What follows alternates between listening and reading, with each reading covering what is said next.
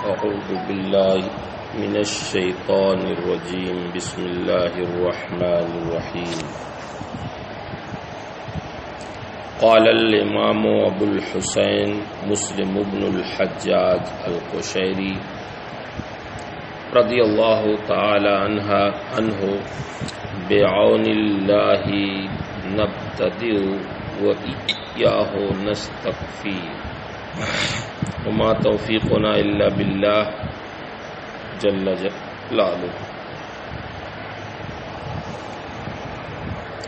حضرت امام ابو الحسین مسلم بن حجاج قشیری فرماتے ہیں کہ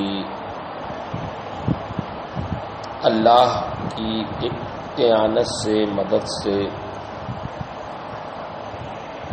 اب ہم شروع کرتے ہیں اور اسی کو کافی سمجھتے ہیں، اور ہماری توفیق اللہ تبارک و تعالی جو بزرگ و برتر ہے اسی کی طرف سے ہے۔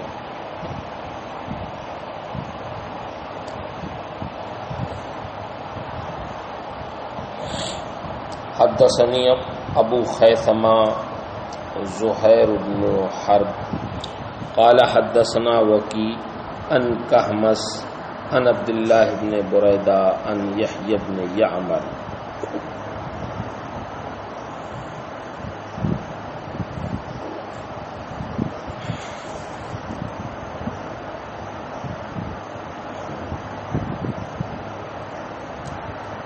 بریدہ عبداللہ ابن بریدہ نے حضرت یحییٰ بن یعمر سے روایت کی، فرماتے ہیں قال کان اول من قال فی القدر بالبصرہ معبد الجہنی فانطلقت انا وحمید بن عبد الرحمن الحميري حاجین او معتمرین۔ حضرت عبداللہ بن بریدہ فرماتے ہیں یحییٰ بن یعمر سے روایت کرتے ہوئے کہ انہوں نے فرمایا کہ سب سے پہلا وہ شخص جس نے تقدیر کے مسئلے میں گفتگو کی بصرہ میں، وہ معبد جہنی تھا۔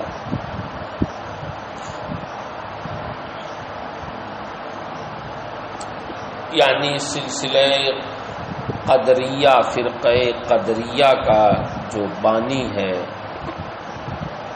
معبد جہنی، اس نے سب سے پہلے تقدیر کا انکار کیا۔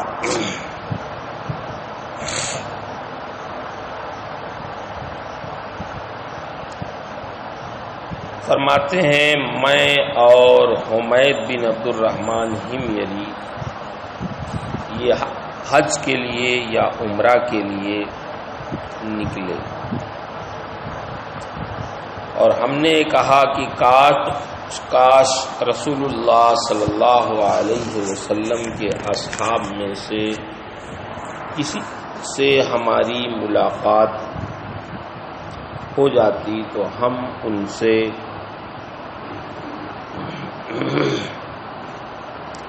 ان لوگوں کے بارے میں پوچھتے جو تقدیر کے بارے میں کہتے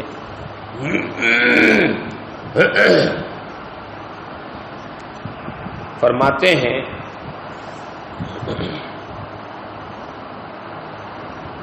اتفاقاً ہماری ملاقات اندرون مسجد حضرت عبداللہ ابن عمر سے ہو گئی۔ میں نے اور میرے ساتھی نے انہیں گھیرے میں لے لیا، ایک نے دائیں دوسرے نے بائیں۔ مجھے گمان تھا کہ میرا ساتھی بات چیت میں یعنی بات چیت کرنے میں مجھے اختیار دے گا، میرے حوالے گفتگو کر دے گا، لہذا میں نے عرض کیا ہے ابو عبد الرحمن، ہماری طرف کچھ ایسے لوگ ظاہر ہو گئے ہیں جو قرآن پڑھتے ہیں اور علمی مباحثہ کرتے ہیں، بحث و مباحثہ خوب کرتے ہیں اور وہ اعتقاد رکھتے ہیں کہ تقدیر کی کوئی حقیقت نہیں ہے اور ہر کام ابتداءً ہی بغیر نوشتہ باری اور بغیر اس کے پیشگی علم کے ظاہر ہو رہا۔ حضرت عبداللہ ابن عمر رضی اللہ تعالی عنہ نے ارشاد فرمایا، جب تمہاری ان سے ملاقات ہو تو تم انہیں میرے بارے میں بتا دینا، میں ان سے بری ہوں، وہ مجھ سے بری ہیں،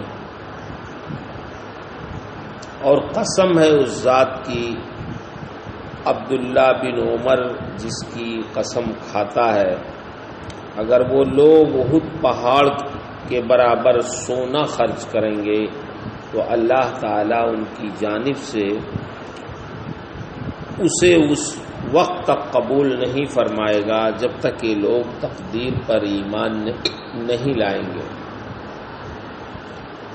حضرت عبداللہ بن عمر نے فرمایا کہ مجھ سے میرے والد حضرت عمر بن خطاب نے فرمایا کہ ہم ایک دن اللہ کے رسول صلی اللہ علیہ وسلم کے پاس حاضر تھے کہ اچانک خوب سفید لباس میں ملبوس نہایت سیاہ بالوں والا شخص نمودار ہوا، اس پر سفر کے آثار دکھائی نہیں دے رہے تھے، ہم میں سے کوئی اس سے واقف نہیں تھا۔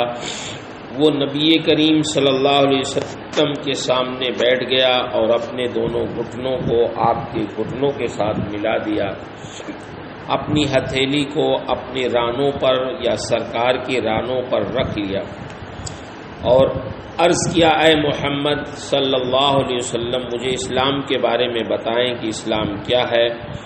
اللہ کے رسول نے فرمایا، اسلام یہ ہے کہ تم اس بات کی شہادت دو کہ اللہ کے سوا کوئی معبود نہیں، اور اس بات کی شہادت دو کہ محمد صلی اللہ علیہ وسلم اللہ کے رسول ہیں، اور نماز قائم کرو، زکوٰۃ دو، رمضان کے روزے رکھو، اور اگر استطاعت ہو تو بیت اللہ کا حج کرو۔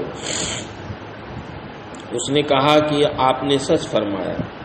حضرت عمر فاروق نے فرمایا کہ ہمیں اس پر تعجب ہوا کہ وہ آپ سے دریافت بھی کرتا ہے اور جواب کی تصدیق بھی کرتا ہے۔ اس آدمی نے کہا کہ آپ مجھے ایمان کے بارے میں بتائیں کہ ایمان کیا ہے۔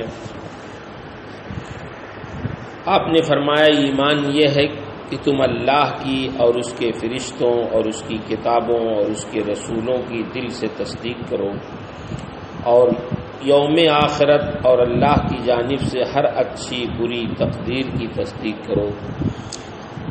اس نے کہا، آپ نے سچ فرمایا۔ پھر اس نے کہا کہ آپ ہمیں احسان کے بارے میں بتائیں کہ احسان کیا ہے۔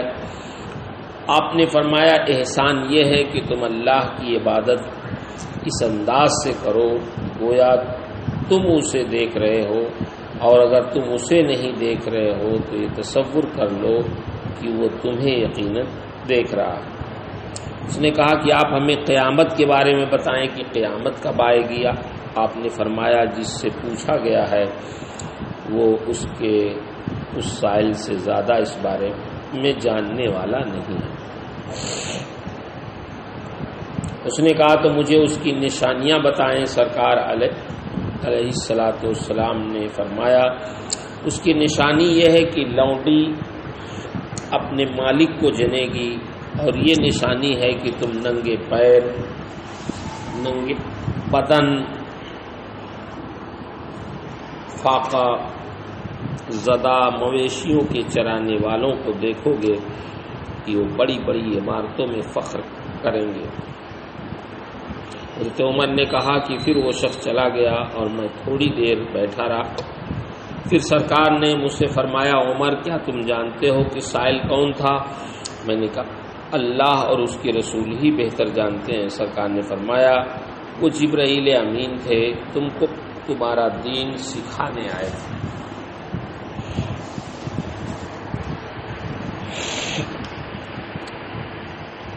امام مسلم رحمہ اللہ نے حدیث جبرائیل کو مختلف سندوں سے ذکر کیا ہے۔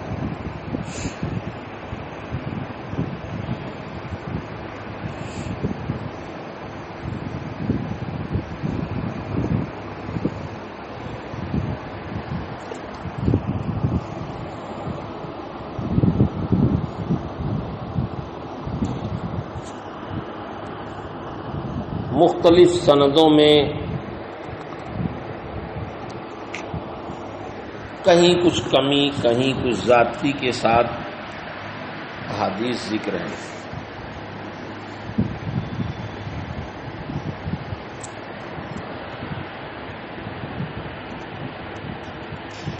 جتنے بھی راویوں سے یہ حدیث مروی ہے، امام مسلم نے سب کو اکٹھا کر دیا۔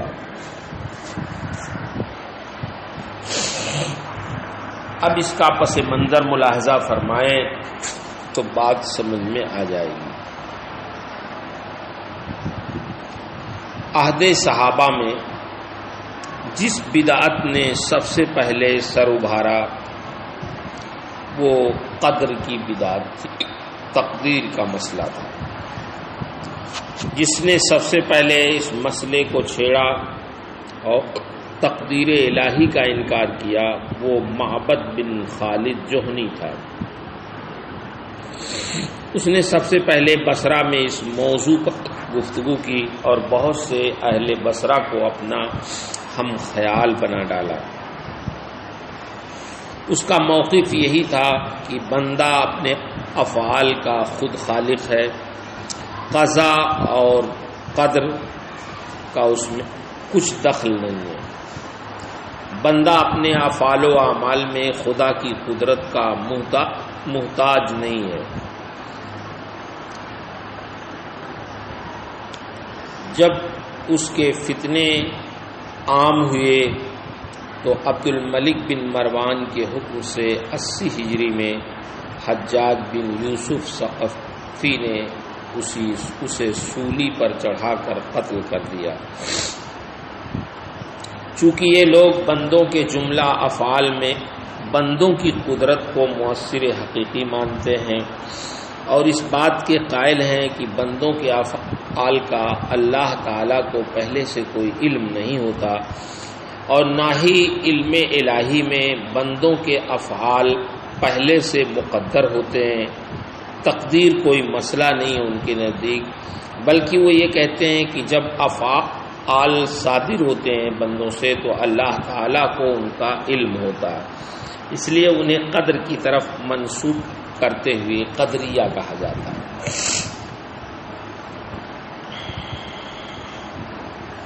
قدر اور تقدیر کیا ہے؟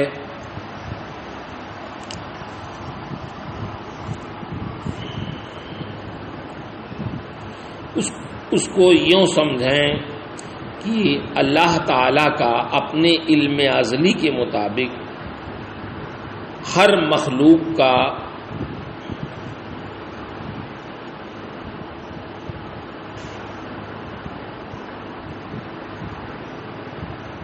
جو آنے والے دنوں میں اپنے کسب و اختیار سے مخصوص زبانیں اور مکان میں بندہ جو کام کرنے والا ہے، خواہ اس کا تعلق حسن و قبح سے ہو یا نفع و ضرر سے، اور اس کے فعل پر ثواب یا عذاب ہونے ہو، واجب تعالیٰ کا اپنے علم ازلی کے مطابق اس بندے کے لیے اس کے مقدر کر دینے اور لکھ دینے کا نام تقدیر ہے۔ اسی کو تقدیر کہتے ہیں۔ بہار شریعت میں مصنف بہار شریعت حضرت صدر الشریعہ علیہ الرحمہ نے بہت اچھی طرح چند جملوں میں سمجھایا ہے۔ فرماتے ہیں ہر بھلائی برائی اس نے اپنے علم ازلی کے موافق مقدر فرما دی ہے۔ جیسا جو ہونے والا تھا اور جو جیسا کرنے والا تھا اپنے علم سے جانا اور وہی لکھ لیا. تو یہ نہیں کہ جیسا اس نے لکھ دیا ویسا ہم کو کرنا پڑتا ہے، بلکہ جیسا ہم کرنے والے تھے ویسا اس نے لکھ دیا. زید کے ذمے برائی لکھی اس لیے کہ زید برائی کرنے والا تھا. اگر زید بھلائی کرنے والا ہوتا تو اس کے لیے بھلائی لکھتا.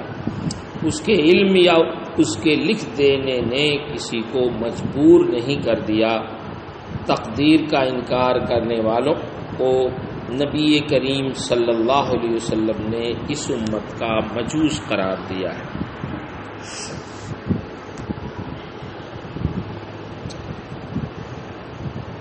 یہ صدر الشریعہ علیہ رحمہ نے تقدیر کے مسئلے کی توضیح فرمائی ہے.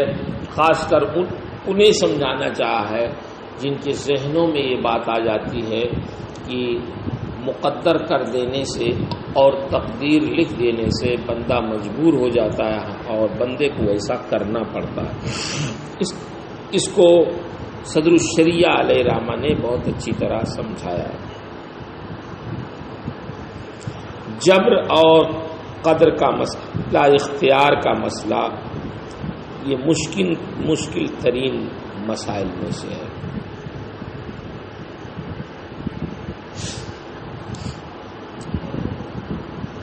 امام اعظم ابو حنیفہ رضی اللہ تعالی عنہ نے اس مسئلے میں فرمایا قتلنی مسألۃ الاختیار. ہمارے اسلاف بھی اس مسئلے میں سکوت فرماتے اور غور و خوض کرنے سے منع کرتے تھے. حدیث میں بھی مسئلے قدر میں غور و خوض کرنے سے منع کیا گیا ہے، لیکن جہاں ضرورت پڑتی ہے ہمارے بزرگ لوگ جبریہ اور قدریہ کی تردید کے لیے اس مسئلے پر کلام کرتے ہیں. جبر و قدر کے مسئلے میں مذاہب تو بہت ہیں، لیکن مشہور جو مذاہب ہیں وہ 3 ہیں، جن میں ایک تو معتزلہ کا مذہب ہے جو اس بات کے قائل ہیں کہ افعال اختیاریہ کا صدور صرف بندوں کی قدرت سے ہوتا ہے. اور دوسرا جبریہ کا مذہب ہے جو اس بات کے قائل ہیں کہ بندوں کے جملہ افعال کا خالق، خواہ وہ اضطراری ہو یا اختیاری، اللہ تعالی ہے. بندوں کا اس میں کوئی قطعاً دخل نہیں، بندہ بالکل مجبور محض ہے. سب کچھ اللہ تعالیٰ کی قدرت اور اس قصد و ارادے سے ہوتا ہے. یہ دونوں مذاہب آپس میں ایک دوسرے کے بالکل مقابل ہیں. تیسرا مذہب اشاعرہ کا، جو اس بات کے قائل ہیں کہ فعل تو صرف اللہ تعالیٰ کی قدرت سے صادر ہوتے ہیں، لیکن بندے کی قدرت و اختیار کا بھی اس میں دخل ہوتا ہے. بندہ جب اپنے کسب و اختیار کو فعل کی طرف پھیرتا ہے تو اللہ تعالیٰ فعل کا خلق کر دیتا ہے. لہذا فعل اللہ کی مخلوق ہے اور بندے کا مقصود ہے. اہل حق کا یہی موقف ہے کہ سوائے اللہ کی کوئی خالق نہیں، اللہ ہی تمام چیزوں کا خالق ہے. یہاں تک کہ انسان کے افعال و خیالات اور ارادے کا بھی وہی خالق ہے، مگر اللہ تعالیٰ نے بندے کو ایک قسم کا اختیار دیا ہے. اسی اختیار کی بنیاد پر بندہ عذاب و ثواب کا مستحق ہوتا ہے. اس کی تفصیل آپ نے شرح عقائد میں پڑھی ہوگی، تفصیل سے اس کی دلیلیں بھی، یہ قرآن کی آیتیں آپ نے واللہ خلقکم وما تعملون، حل من خالق غیر اللہ، یہ سب آیتیں علامہ طباطبایی نے ذکر کیا.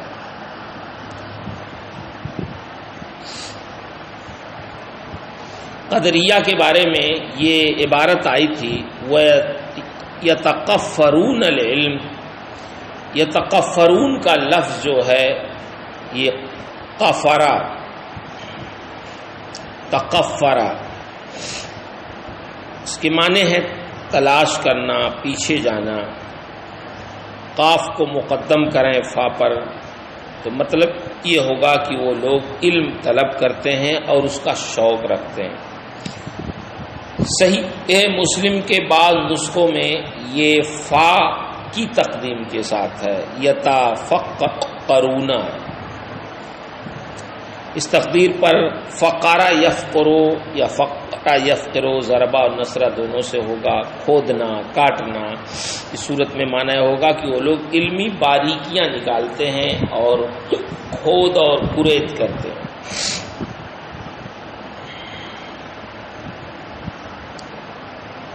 اور بھی کچھ لوگوں نے، بعض لوگوں نے تفقہونا بھی کہا ہے، وہ لوگ فقہ حاصل کرتے ہیں، مختلف معنی بیان کیے ہیں، لیکن سارے معنی صحیح ہیں. پہلا والا معنی یہ زیادہ مناسب ہے، امام نووی نے فرمایا.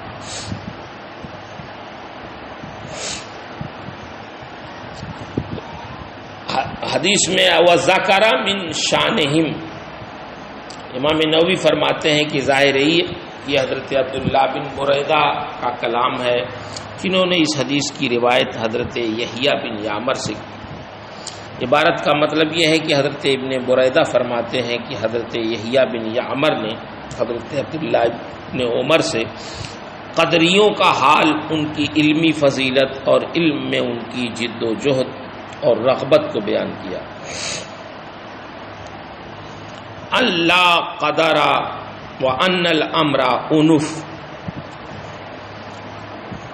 اس میں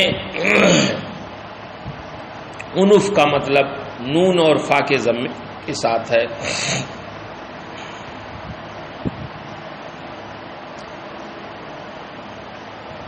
یہ مستانف کے معنی میں مستعمل ہے، مطلب یہ ہے کہ وہ کام جس کو ابھی کسی نے نہ کیا. یہاں پر اس کا مطلب یہ ہے کہ قدریہ یہ گمان کرتے ہیں کہ تقدیر کوئی چیز نہیں ہے، بغیر قضاء الہی اور علم الہی کے بندوں سے فعل صادر ہوتا ہے. صدور فعل سے پہلے اللہ تعالیٰ کو بندوں کے فعل کا علم نہیں ہوتا، اور نہ ہی اللہ تعالیٰ پہلے سے بندوں کے لیے کوئی فعل مقدر ہی کیے ہوئے ہوتا ہے. جب فعل بندوں سے واقع ہوتا ہے تو اللہ تعالیٰ کو بندوں کے فعل کا علم ہوتا ہے. یہی مطلب ہے وَأَنَّ الْأَمْرَ أُنُفٌ کا. امام نووی رحمہ اللہ فرماتے ہیں ایک باطل مذہب ہے، اس کا قائل جھوٹا، گمراہ اور مفتری ہے. امام نووی نے یہ بھی فرمایا کہ عام قدریہ اس کے قائل نہیں ہیں، بلکہ جو سرکردہ قدری ہیں وہی اس کے معتقد ہیں، اس عقیدے کے.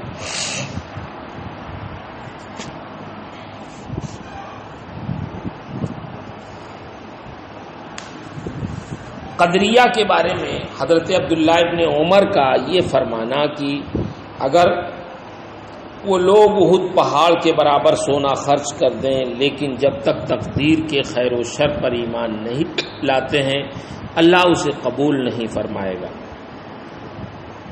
یہ قدریہ کی کھلی ہوئی تکفیر لگتی ہے، یہ امام نووی فرماتے ہیں، اس لیے کہ اعمال حسنہ کی غارت گری اور اس کا بیکار ہو جانا یہ کفر ہی کی بنیاد پر ہوتا ہے. لیکن حضرت قاضی ایاز رحمہ اللہ فرماتے ہیں کہ عبداللہ ابن عمر رضی اللہ تعالیٰ عنہ کا یہ قول عام قدریہ کے بارے میں نہیں ہے.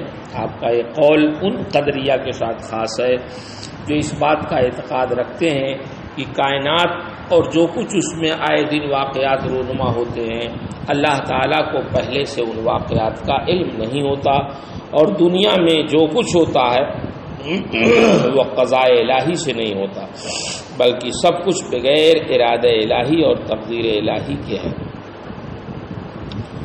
ظاہر ہے کہ جو اس طرح کا اعتقاد رکھے اس کا اعتقاد کفر ہے، کیونکہ یہ انکار کی علامت ہے. یہ بھی ممکن ہے کہ عبداللہ بن عمر کی اس تکفیر سے کفری معنی مراد نہ ہو، جو بندے مومن کو ایمان سے خارج کر دیتا ہو، بلکہ وہ تکفیر مراد ہو جو کفران نعمت کے معنی میں ہوتی ہے۔ لہذا آپ کا یہ قول ما قبل اللہ منہ یہ ظاہر کرتا ہے کہ اس سے تکفیر کا وہی معنی مراد ہے جو کفری معنی ہے۔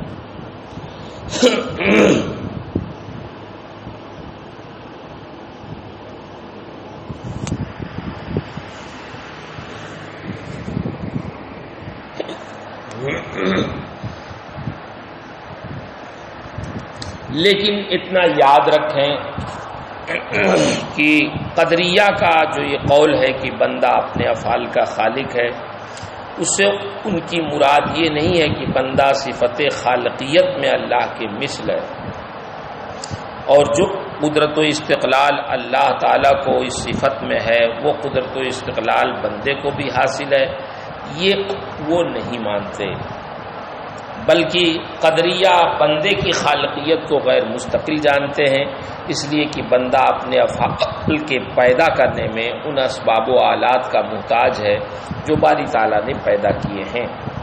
لہذا بندے اور خدا کی خالقیت میں زمین و آسمان کا فرق ہے،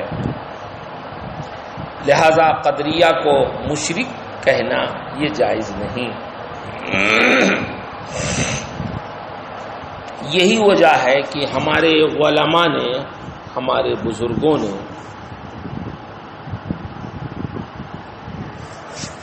احتیاط سے کام لیا ہے۔ اس سلسلے میں قول مختار یہی ہے کہ وہ کافر نہیں ہیں بلکہ فاسق ہیں، اس لیے کہ وہ بھی قرآن و حدیث سے استدلال کرتے ہیں، لہذا اس طرح کے سارے اقوال جیسے حضرت عبداللہ ابن عمر کا ارشاد اور حدیث میں جو آیا القدریۃ مجوس هذه الامہ کہ قدری اس امت کے مجوس ہیں، اس طرح کے الفاظ زجر و تغلیظ اور ان کے اعتقاد کی برائی بیان کرنے پر محمول ہوں گے۔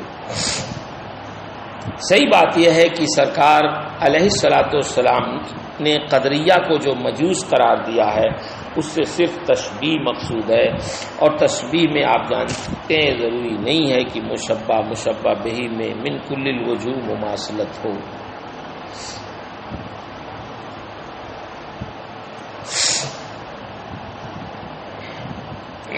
یہ بات ختم ہو گئی۔ اب تھوڑی سی گفتگو حدیث جبرائیل سے متعلق۔